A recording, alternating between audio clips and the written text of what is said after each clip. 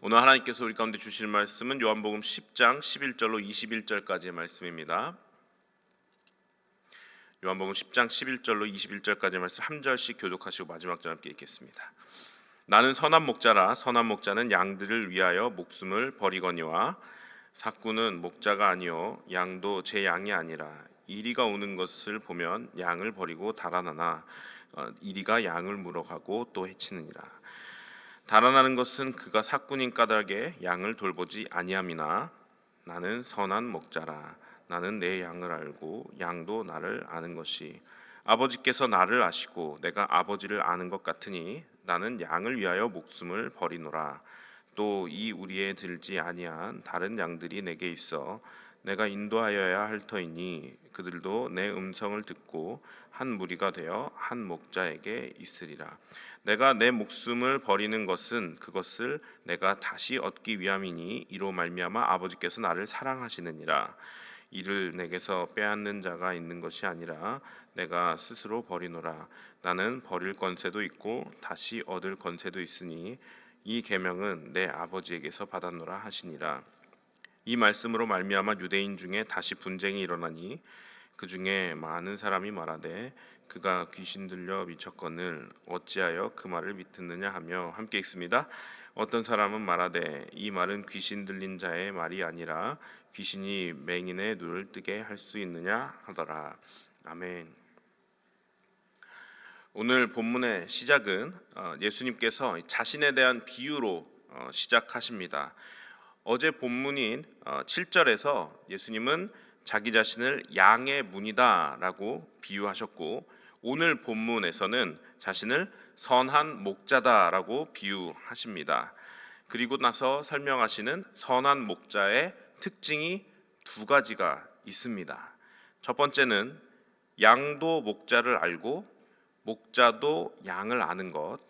두 번째는 양들을 위해 목숨을 버리는 것. 이것이 선한 목자의 특징이라고 말씀하시죠. 양도 목자를 알고 목자도 양을 아는 선한 목자의 특징은 어제 본문 3절 통해서 더욱 자세히 알 수가 있습니다. 제가 읽어드리겠습니다. 문지기는 그를 위하여 문을 열고 양은 그의 음성을 듣나니 그가 자기 양의 이름을 각각 불러 인도하여 내느니라. 어제 우리 장요한 목사님 말씀을 통해서도 들으셨지만 선한 목자가 양의 우리에서 양을 이렇게 불러낼 때 양의 이름을 각각 불러 인도하여 낸다고 말씀하십니다.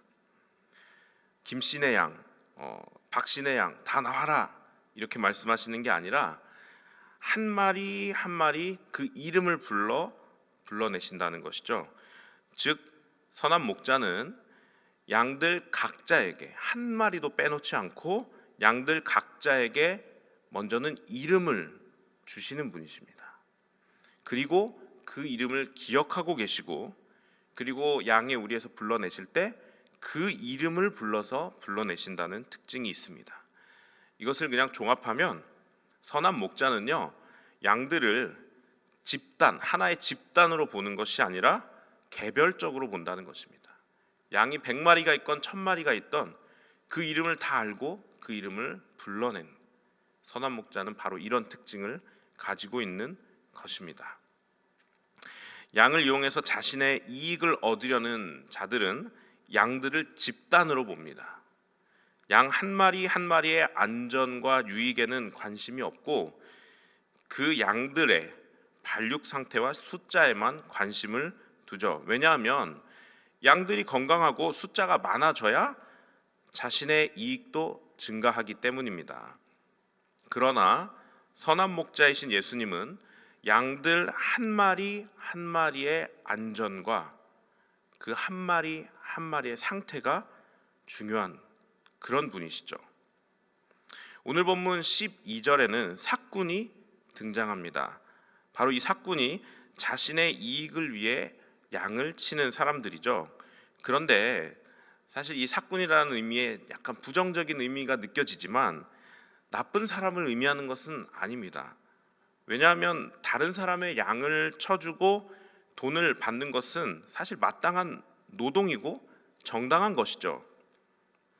그러나 오늘 본문의 사꾼이 등장한 이유는 선한 목자이신 예수님의 독특성을 비교하여 알려주기 위해 등장한 것입니다. 마태복음 18장 12절에는 99마리의 양과 잃어버린 한 마리의 양에 대한 예화가 있죠. 아마 들어보셨을 것입니다. 잃어버린 한 마리의 양을 찾기 위해 99마리의 양을 버려두고 목자가 어디론가 갑자기 간다고 생각해 보십시오. 합리적인 사고에서는 그거는 굉장히 리스크가 큰 어리석은 행동일 수 있죠. 아니 99마리의 양을 그냥 놔두고 가면 어떻게 됩니까? 그 한 마리 양을 찾았을지언정 돌아왔을 때 어떻게 됐을지 알 수가 없는 거예요. 양들은 각기 제갈 길로 가는 특성을 가지고 있지 않습니까? 굉장히 합리적인 사고에서는 아유 뭐 그렇게까지 남은 99마리는 어떻게 라는 생각을 우리가 충분히 할 수 있습니다. 그러나 예수님이 이 예화를 사용하신 이유는 선한 목자이신 예수님의 특징을 너무도 잘 나타내고 주고 있기 때문인데, 그것은 예수님은 양들을 집단으로 보시지 않고 개별적으로 보신다는 것을 뒷받침해주는 근거이기도 합니다. 예수님 그래서 우리 한 사람 한 사람의 이름을 아시고요, 그 이름을 부르시는 선한 목자이십니다. 그리고 그분의 인도하심을 받는 우리도 그분을 아는 것이 바로 이 선한 목자와 양과의 관계의 특징이죠. 자, 그렇다면 두 번째 선한 목자의 특징이 있습니다. 이게 조금 더 강력하죠. 양들을 위하여 목숨을 버리는 것. 선한 목자는 양들을 위해 자기 목숨을 버리는 존재입니다. 여러분 생각해 보죠. 어느 날 양의 무리에 이리가 나타나서 양 한 마리를 사냥해 가지고 도망가고 있습니다. 그런데 목자가 그것을 발견하고 몽둥이를 들고 막 쫓아갔어요. 몽둥이를 들고 쫓아가서 겨우 따라잡아서 이리와 싸움을 하는데, 안타깝게도 양은 구했는데 목자가 이리에 물려 죽었다고 생각해 봅시다. 그럼 여러분, 이 소문을 들은 여러분은 뭐라고 생각하시겠습니까? 야, 선한 목자였네, 할 일을 했네 라고 생각하실 것 같으세요? 아니면 아유 저 양 한 마리 때문에 저 목숨을 버리고 너무 아쉽네, 너무 아까워, 어떻게 생각할 것 같으십니까? 저는 두 번째일 것 같은데요. 왜냐하면 우리의 사고방식이 어떤 그런 이치에 사로잡혀 있죠. 여러분, 사꾼은요, 만약 그런 상황에 목숨 걸고 싸울 수 없습니다. 아니요, 싸우지 않습니다. 왜냐하면 사꾼은 양을 집단으로 보기 때문에 100마리 중에 한 마리 없어지면 그냥 자기 삭새에서 제하면 됩니다. 목숨을 걸 일이 아니에요, 사꾼에게는. 그러나 예수님 말씀하신 선한 목자는 다르죠. 어리석어 보일 만치 양 한 마리에게 집중하고 있는 모습을 볼 수가 있습니다. 여기서 우리 예수님이 말씀하신 중요한 진리를 하나 발견할 수 있는데, 여러분, 양이 목자를 위해 존재하는 것이 아니라 목자가 양을 위해 존재한다라고 말씀하시는 거예요. 우리 예수님은 양이 목자를 위해 존재하는 게 아니라 목자가 양을 위해 존재하는 거야 라고 자신을 선한 목자라고 비유하시면서 그 진리를 말씀하고 계시는 것입니다. 세상의 이치는 양이 목자를 위해 존재한다고 여깁니다. 그렇기 때문에 목자는 양에게 어떻게 하든 상관없다고 생각하죠. 그래서 목숨이 위험하면 그 양을 버리고 도망갈 수 있다고 생각하죠. 왜냐하면 양이 목자를 위해 존재한다 여기기 때문입니다. 100마리 중 한 마리를 잃어버려도 내가 죽는 것보다는 낫다는 생각이 사실 우리 모두의 머릿속을 지배하고 있는 것, 이게 세상의 이치입니다. 우리도 어쩔 수 없이 이 세상에 살고 있기 때문에 그러한 사고방식이 우리 안에 젖어들어 있는 것이에요. 그러니까 양 구하러 갔다가 죽은 목자를 보면 아유 안타깝네, 여길 수밖에 없는 거죠. 그러나 예수님 그 반대로 말씀하시는 거예요. 아니야. 목자가 양을 위해 존재하는 거야. 그래서 양 한 마리를 위해서 목자는 목숨을 버릴 수 있는 거야 라고 사실 우리가 생각할 때는 너무 맞지 않는 비유를 하고 계시는 것입니다. 근데 사실 우리 예수님께서 그렇게 결국 살고 죽으셨죠. 그분은 말씀하신 대로 자기가 선한 목자라고 말씀하신 대로 그렇게 십자가까지 가셨습니다. 예수님은 약육강식의 세계에 정반대의 세계관을 지금 말씀하신 거예요. 힘 가진 사람이 힘 없는 자를 억압하는 것이 당연한 이 세상에서 힘 가진 자는 힘 없는 자를 위해 존재하는 것이 하나님 나라의 원리다라고 지금 선포하고 계시는 것입니다. 그리고 자신이 직접 그 길로 가셨습니다. 예수님께서는 이 비유를 통해 하나님 나라에서는 다 이렇게 사는 거야 라고 말씀하시는 거예요. 이렇게 살아야 구원받는 거야가 아니고 하나님 나라에서는 다 이렇게 사는 거야 라고 말씀하시는 겁니다. 지금 우리가 이러한 사고방식으로 살고 있는지를 돌아봐야 하는 것이에요. 우리가 하나님 나라를 살고 있는가? 라고 우리들이 거울에 비추었을 때 나는 이러한 사고방식에 있는가? 강한 자가 약한 자를 위해 존재하는 것, 그렇게 살고 있는 것인가? 아니면 약한 자를 억압하고 그들을 착취하기 위해 강한 자가 존재하는 것인가? 우리의 패러다임을 다시 한번 생각해 볼 필요가 있는 것이죠.